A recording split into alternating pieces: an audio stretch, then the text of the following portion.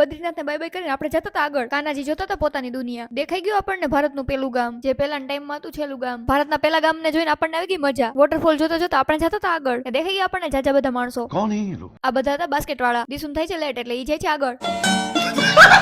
આવા કામ પહાડી લોકો જ કરી શકે. કાનાજીને લઈને આપણે પહોંચી ગયા માણા ગામે. નામ તો સુનાઈ હોગા. દેખાઈ ગઈ માણા ગામની નદી. અહીંના માણસો બનાવતા હતા સ્વેટર. ફ્લેગ જોઈને મજા આવી ગઈ. પહાડ ઉપર કંઈક લખેલું હતું એટલે આપણે કરતા હતા રિસર્ચ. પણ શું લખેલું હતું કે સમજણું નહીં એટલે આપણે જતા હતા આગળ. ત્યાં બેન ભાંગતા હતા પથ્થર. ત્યાં દેખાઈ ગયું કોબીચ. જેનું ઘર હતું એનું હતું કોબીચનું ગાર્ડન. એટલે આપણું દિલ ગાર્ડન ગાર્ડન નો થયું.